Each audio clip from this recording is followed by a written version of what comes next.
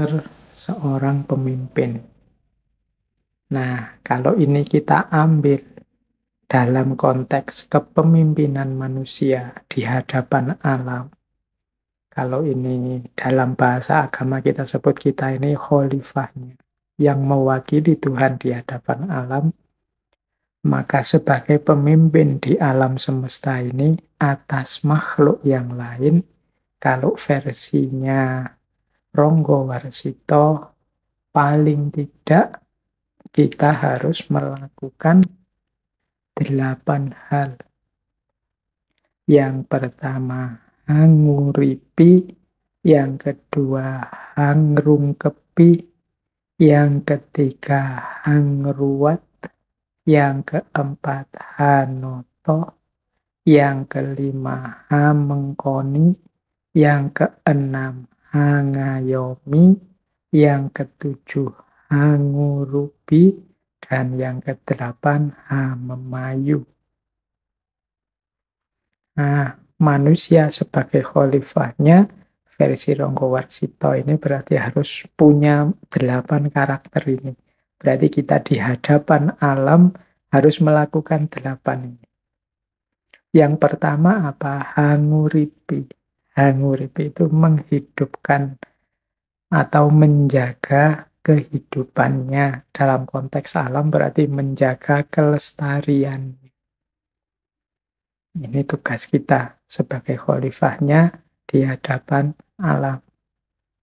Yang kedua, hangrungkepi. Hangrungkepi itu rela berkorban. Jadi mau susah demi kelestarian alam tadi. Karena kelestarian alam itu baliknya untuk kenyamanan, ketentraman hidup kita sendiri. Jadi kita sebagai manusia tidak harus kemudian menghamburkan suka-suka kita, senang-senang kita sendiri. Kita harus rela berkorban. Ya memang hari ini kita punya sih misalnya banyak sumber air. Wong saya mandi juga gratis, sanyo saya bayar sendiri misalnya. Air juga air dari rumahku sendiri, rumahnya aku beli sendiri. Jadi aku pakai air sak kapoke, sak seneng-senengku kan tidak masalah. Nah, kalau iya memang itu hakmu, tapi kalau engkau menghambur-hamburkan begitu, nanti yang susah ya anak cucumu sendiri. Kalau sumber dayanya jadi langka. Ini sama dengan kita tidak mau hangrung kepi, tidak mau berkorban, tidak mau susah sedikit, susah sebentar. Jadi terhadap alam pokoknya kita sakpol-pole pingin seneng-seneng terus. Nah, berarti tidak mau hangrung kepi. Yang ketiga, hangruat. Hangruat ya sama seperti meruat, menyelesaikan masalah. Mungkin ada problem-problem, trouble-trouble dalam ekosistem kita. Yuk kita manusia yang akal budinya lengkap, yang bisa mencarikan jalan keluar. Kalau kita punya peliharaan binatang, dia sakit, itu kan yang bisa mereko-reko kesembuhannya kira-kira dengan obat apa, itu kan ya kita manusia. Kalau ada aliran air yang buntu, mampet, sehingga membahayakan seluruh ekosistem, kan kita yang bisa mencari solusi bagaimana ada jalan keluar sehingga airnya lancar. Kalau kok udaranya begitu kotor karena ulah kita banyak polusi, gimana caranya udaranya bersih lagi? Itu namanya hangruat. Yang keempat, hanoto. Hanoto itu ngatur, menegakkan ideal, mengembalikan sesuai sunnatullahnya. Itu hanoto. Ya manusia yang bisa mengawasi. Kemudian hamengkoni. Hamengkoni itu menjaga. Hangayomi. Hangayomi itu ya mengayomi, memenuhi kebutuhan. Ada dalam banyak kasus nanti dalam banyak hal ya manusia yang punya inisiatif, punya akal budi yang bisa mempersiapkan apa yang diperlukan di tengah ekosistem. Kemudian hangurubi. Hangurubi itu menyalakan, menggelorakan, mengembangkan. Jadi bagaimana semua yang ada di ekosistem ini berjalan sesuai apa adanya dan mungkin juga berkembang secara tertata. Tidak ekosistem yang putus asa, yang tidak ada harapan di masa depan. Itu berarti kita yang tidak mampu hangurupi. Dan yang terakhir, ya yang malam hari ini kita bahas, yaitu Hamemayu. Hamemayu itu memperindah keindahannya. Kalau memang kita mampu, bisa kita kelola, tidak hanya seperti adanya, tapi kita buat semakin indah.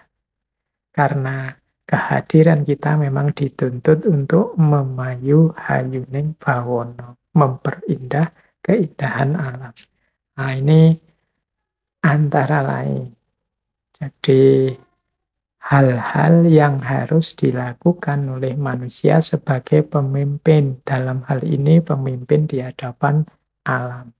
Ada pandangan di kalangan masyarakat Jawa, alam itu lingkungan sekeliling kita, semesta sekeliling kita, itu hakikatnya ya kita, keluarga.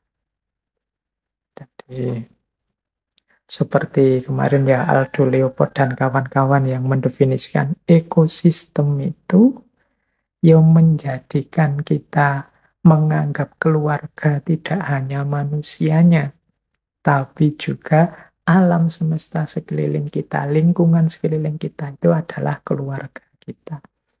Nah, ini di kalangan masyarakat Jawa, itu praktek-praktek seperti ini itu sudah jalan lama. Mungkin teman-teman pernah dengar istilah Bopo Angkoso, Ibu Pertiwi. Jadi langit adalah bapak dan bumi adalah ibu. Oh, itu persis seperti ideal untuk menjadikan lingkungan kita ini sebagai keluarga. Kemarin di para filosof barat diimpi-impikan agar orang itu menganggap lingkungan ini seperti keluarga sendiri.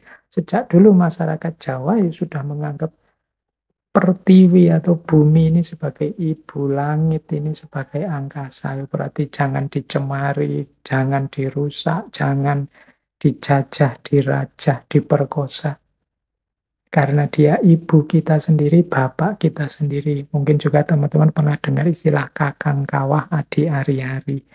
Itu kan sehubungan dengan kelahiran kita, ikut juga lahir kakang kawah adi ari-ari. Itu meskipun masa yang seperti itu kakak, yang seperti itu adik. Tapi ada filosofinya. Kapan-kapan kita bahas itu ya. Karena kita waktunya agak terbatas untuk membahas filosofi-filosofi ini. Tapi setidaknya bayangkan yang seperti itu disebut bapak, disebut ibu, disebut kakak, disebut adik. Itu berarti di Jawa sudah muncul tradisi menganggap keluarga bagi lingkungan yang ada di sekelilingnya. Belum lagi teman-teman kalau membaca sejarah itu kan, bagaimana orang-orang dulu itu binatang, tumbuhan, dan macam-macam itu dipakai jadi nama. Teman-teman mesti pernah dengar namanya Gajah Mada, Kebo Ijo, Kebo Kenongo, Kebo Kanigoro, Maeso. Siapa yang sering baca Maeso Jenar? Karyanya S.H. Mintarja. Nogo Sosro Sabo Intermaiso itu kan kerbau. Kidang walengko, banyak kapuk, gagak sumiring, kidang gelatik, lembu soro, raja terkenal, hayam wuruk. Ini kan nama-nama binatang. Kita hari ini mungkin rasanya, apa enggak malu, Pak? Enggak, itu salah satu manifestasi bahwa alam, lingkungan, binatang, tumbuhan, di sekeliling kita itu keluarga kita sendiri. Maka menggunakan nama ini justru nanti ini simbol-simbol kekuatan, kualifikasi, kejayaan, impian tertentu. Karena di balik nama itu kan selalu ada cita-cita. Ketika tata nama semacam ini yang diambil berarti Paling tidak mereka memahami alam sekelilingnya, binatang-binatang itu di level, kalau bahasa kita di filsafat ini, di level hikmah. Diambil rahasia-rahasia kebaikannya yang bisa dihidupkan, dipelajari oleh manusia. Mungkin dari misalnya Gajah Mada diambil aspek yang besar, yang kokoh, yang tidak tergoyahkan. Mungkin dari Hayam Wuruk, mungkin dari aspek kejantanannya, dan lain sebagainya. Jadi ini menunjukkan kesadaran bahwa ada banyak yang bisa dipelajari, ada banyak yang bisa diambil hikmah dari alam sekeliling kita. Nah, jadi itu sama konsepnya. Alam diposisikan sebagai keluarga. Bahkan tidak hanya binatang, tumbuhan, benda-benda pun begitu dihargai oleh orang Jawa. Teman-teman mungkin pernah dengar istilah kiai atau kiai ini yang untuk benda, mungkin untuk keris, mungkin untuk baju, mungkin untuk benda kesayangan, apa akik lah, apa-apa lah. Itu kan kadang-kadang diberi nama. Kalau dirasa ada khasiat tertentu, kadang disebut kiai. Kiai nih. Kiai Pleret, nama tombak. Nanti kiai apa, nama tombak keris. Ada Kiai Nogososro, Sabu Inten, dan lain sebagainya. Itu kan untuk benda-benda, untuk barang-barang. Jadi ini menurut saya masyarakat Jawa memposisikan alam sebagai keluarganya, sebagai ekosistemnya, tidak hanya manusia. Ini teorinya ditemukan kemarin-kemarin di Barat, tapi prakteknya sudah jalan ternyata di tengah masyarakat Jawa lama. Ya meskipun hari ini kelihatannya sudah mulai terkikis. Sudah jarang kan teman-teman ketemu tata nama yang seperti ini hari ini. Mungkin hari ini kita seperti orang Barat kalau melihat binatang, ya dilihat aspek binatangnya saja. Tidak melihat bahwa setiap makhluknya Allah itu ada keistimewaan-keistimewaannya sendiri yang itu bisa jadi pelajaran bagi kita manusia. Nah, jadi ini menurut saya penting. Alam adalah keluarga kita, sudah dipraktekkan oleh masyarakat Jawa sejak dulu. Bagian dari memayu hayuning bawono, memperindah keindahan alam semesta. Di depan alam, seorang manusia juga hendaknya bertotok kromo. Ada beberapa aspek laku moral yang penting ketika kita berhadapan dengan alam. Ada yang positif, ada yang negatif.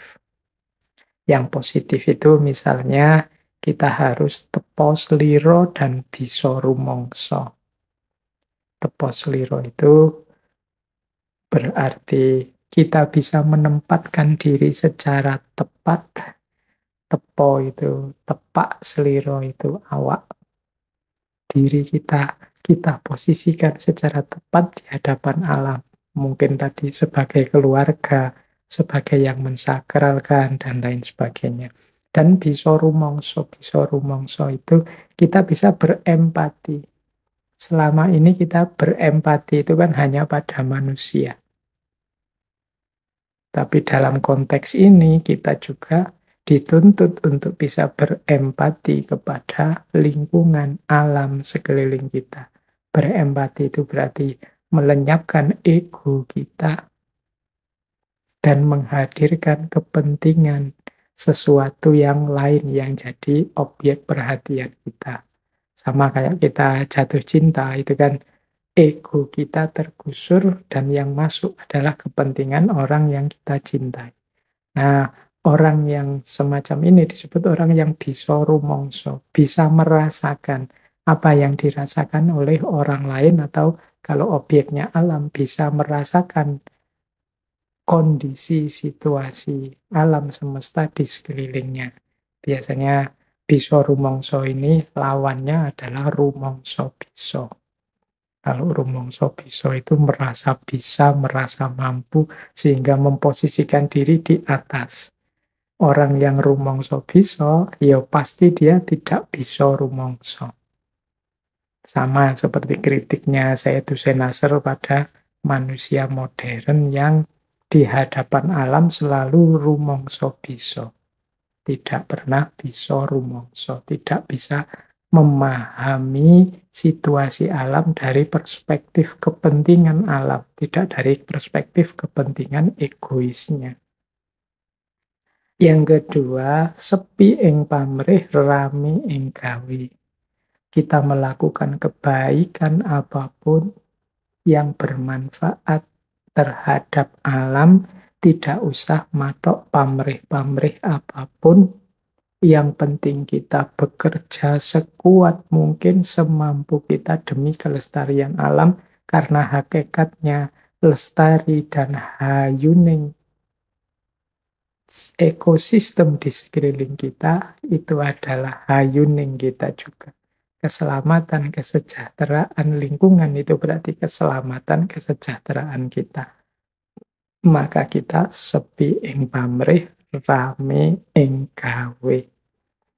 Ndak usah mikir balasannya apa, imbalannya apa. Pasti balasan dan imbalnya, kebaikannya akan balik pada kita sendiri. Yang penting kita rajin, tekun, berkarya terus-menerus dalam konteks kebaikan pada alam.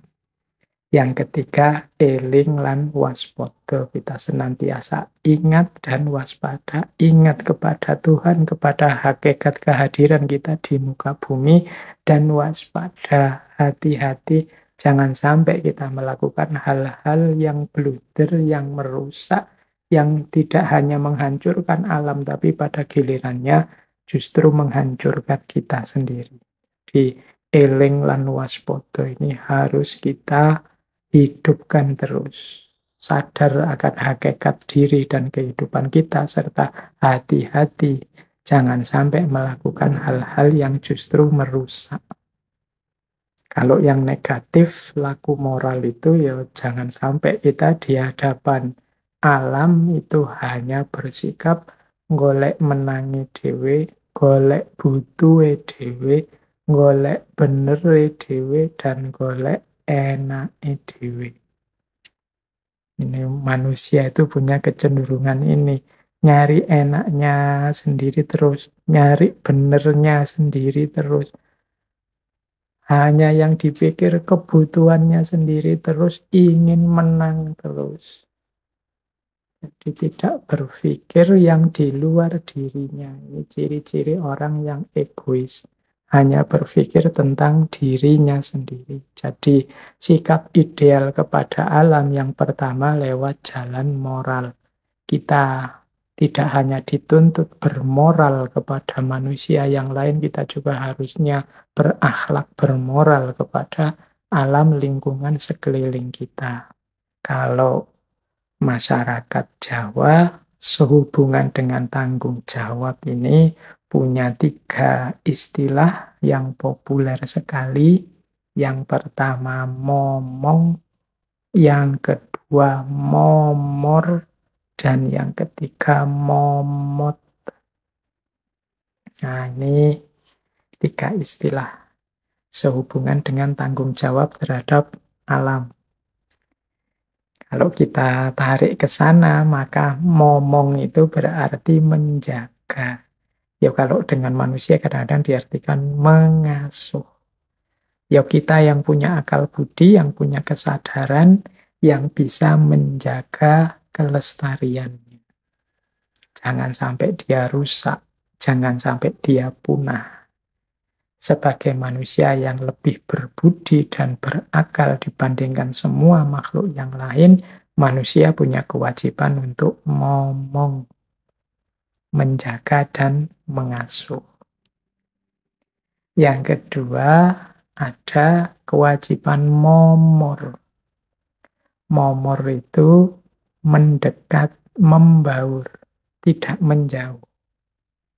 Jadi kita senantiasa bergumul dekat dengan alam. Ya, kalau Kita kan punya peribahasa, tak kenal maka tak sayang. Kalau kita menjauh terus dari alam, kita tidak akan punya kedekatan. Kalau tidak punya kedekatan, sulit untuk membangun kepedulian.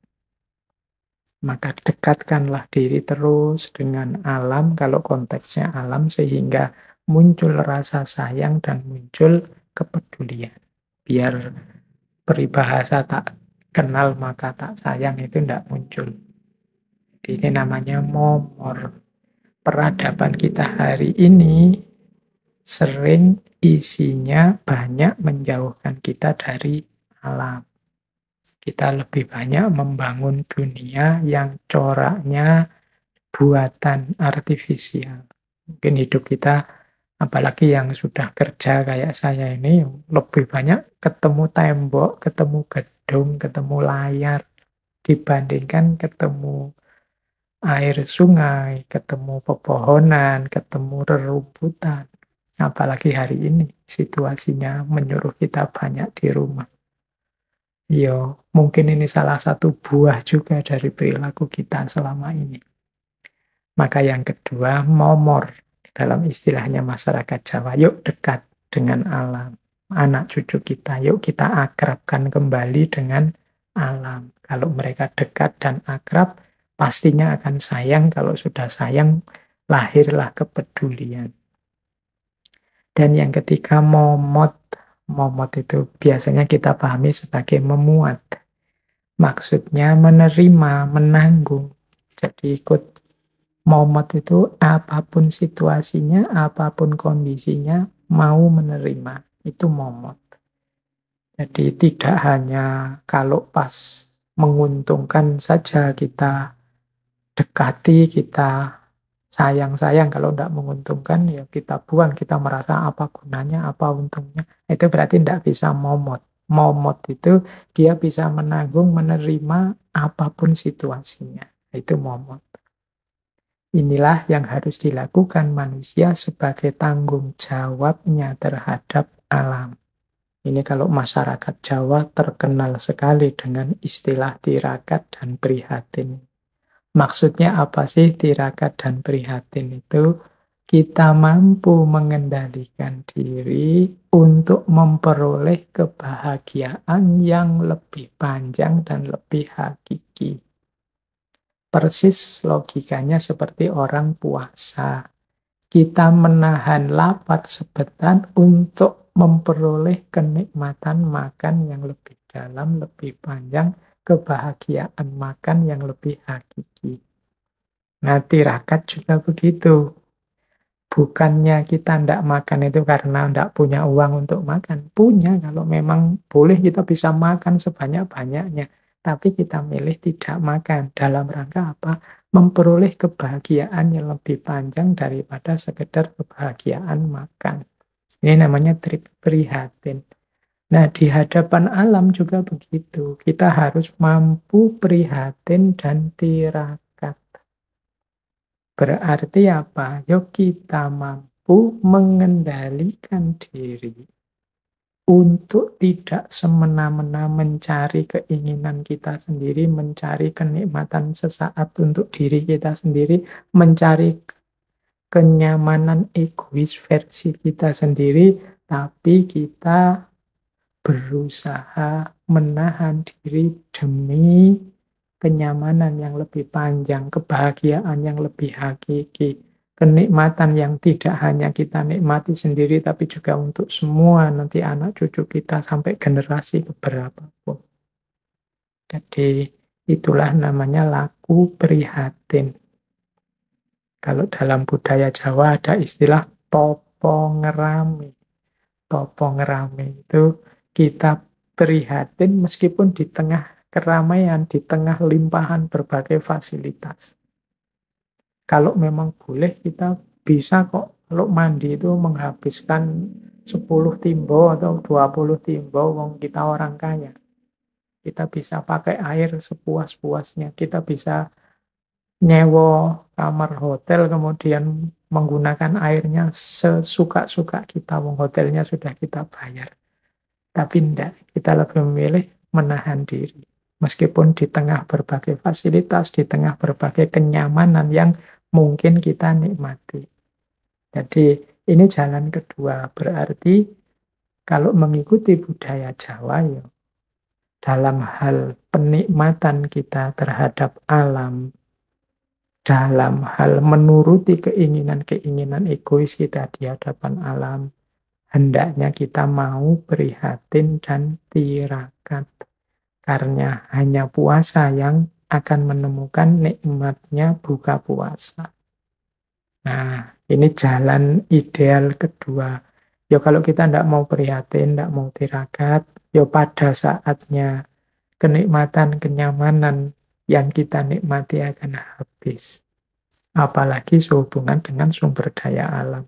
Itu artinya setelah itu kita akan menemui kesengsaraan, bahkan anak cucu kita hanya akan menikmati sengsaranya saja.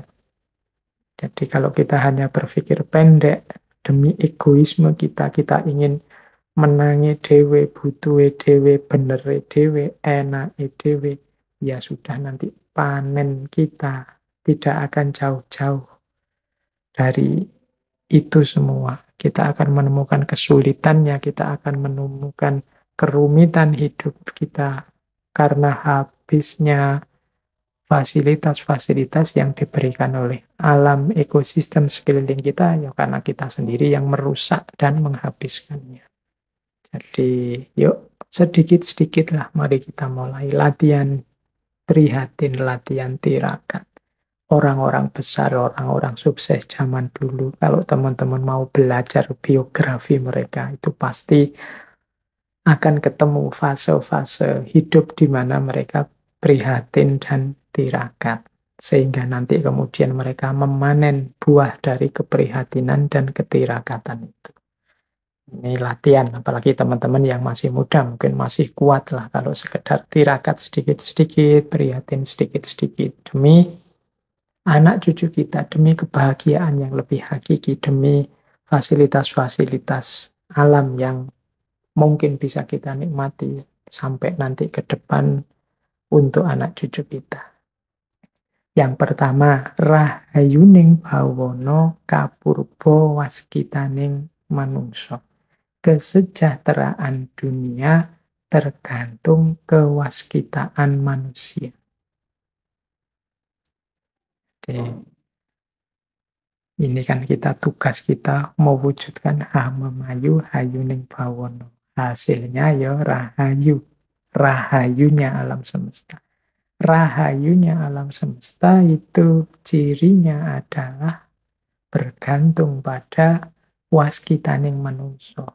Kewaskitaan manusianya. Waskito itu kalau teman-teman belajar khazanah ilmu Jawa, waskito itu orang yang wawasannya sangat luas, pengetahuannya sangat mendalam, baik tentang masa lalu, masa kini, maupun masa depan. Makanya kadang-kadang secara mudah, orang yang waskito itu disebut orang yang bisa membaca masa depan saja. Sebenarnya bukan membaca masa depan, tapi karena wawasannya sangat luas, orang yang waskito ini, beliau bisa niteni dari masa lalu untuk memahami masa kini dan meramalkan apa yang nanti terjadi di masa depan dengan melihat gejala-gejala yang ada di masa kini. Oleh karena itu orangnya terus disebut waskito.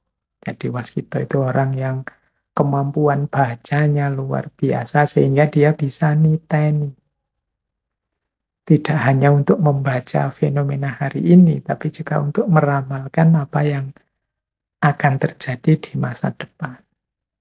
Di waskito kuwi tegese babakan opo bae titi lan ati-ati marang samubarang kan wus kedaden utawa kang durung kedaden. Nah, alam semesta ini akan rahayu, berarti hamemayu hayuning bawono sukses ketika manusianya waskito. Berarti manusianya mau membaca, mau belajar kemudian menghidupkan ilmunya, mewaspadai, hati-hati terhadap perilakunya. Sehingga tidak merusak hidup di masa depan. Nah, jadi kuncinya itu berarti kunci memayu hayuning bawana itu ya rahayuning bawana kapurba waskitaning manungsa. Tergantung kewaskitaan kita. Maka jangan berhenti belajar, jangan berhenti membaca fenomena-fenomena alam. Karena dari situlah nanti kita bisa memedomaninya untuk hidup dan siap-siap untuk apa yang akan terjadi di masa depan dengan bekal pembacaan kita terhadap masa lalu. Itu kunci yang pertama. Jadi kita butuh orang-orang yang waskito. Nah, jalannya kemudian adalah darmoning menungso mahanani rahayuning negara. Yang kedua ini sebenarnya menjelaskan untuk lahir memayu hayuning bawana ada tahapan-tahapannya, antara lain yaitu rahayuning negara. Kesejahteraan, keselamatan satu negara, satu wilayah. Karena ya tidak mungkin kan keindahan alam semesta tapi negara ini rusak. Nah, berarti perjuangannya harus diawali dari perjuangan memayu hayuning bawana di level sekup lingkungan kebangsaan kita sendiri, negara kita sendiri. Tergantung pada kewaskitaan manusia, yaitu manusia yang mau menetapi dharmanya sesuai tempat di mana dia tinggal. Dharmaning manungsa mahanani rahayuning negara. Tugas hidup manusia akan membuahkan keselamatan satu bangsa atau negara. Nah, ini level untuk menuju memayu hayuning bawana kan. Kan tidak mungkin dunia ini secara level alam semesta tertib, tapi di negara sendiri tidak tertib, itu kan kebalik.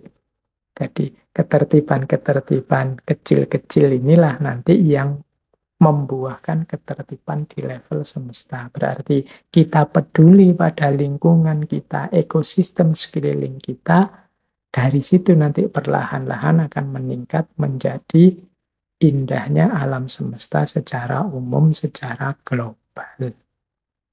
Jadi tidak ujuk-ujuk ke alam semesta secara besar. Nah, itu darmaning manungsa mahanani rahayuning nagara.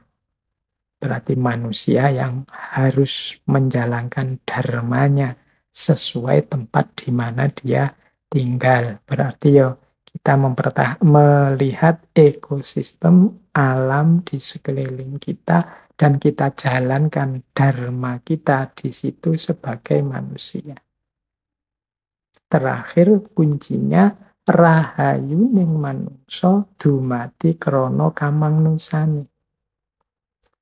Nah, manusia itu sendiri yang waskita, yang menjalankan dharma, kesejahteraannya, kesuksesannya, kuncinya apa? Kemanusiaan. Untuk bisa menjalankan tugas-tugas tadi, manusia yang menjalankan dharma, sehingga negara sejahtera, lingkungan sekelilingnya semakin indah, sehingga nanti pada akhirnya alam semesta juga indah. Karakter utama yang harus dia miliki adalah kamanungsan. Kamanungsan itu kemanusiaan. Jadi berarti ya kalau dalam konteks Jawa kemanusiaannya itu berarti ya budi pekertinya, toto kromonya, subositonya dan lain sebagainya. Bagaimana dia menjadi manusia yang memiliki karakter manusia dan memanusiakan yang lainnya. Itu kuncinya ada di situ ternyata.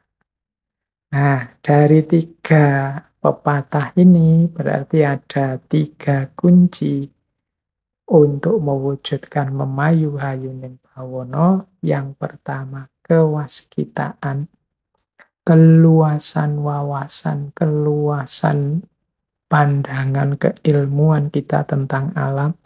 Yang kedua dharma, kemauan kita untuk bertindak menjalankan tugas. Biar ilmu tidak hanya selesai jadi ilmu, tapi juga kita jalankan, kita hidupkan, khususnya diawali dari lingkungan sekeliling kita. Dan yang ketiga, kemanusiaan. Jadi waskito, dharma, dan kamanungsan, kemanusiaan kita. Itulah kuncinya memayu hayuning bawana.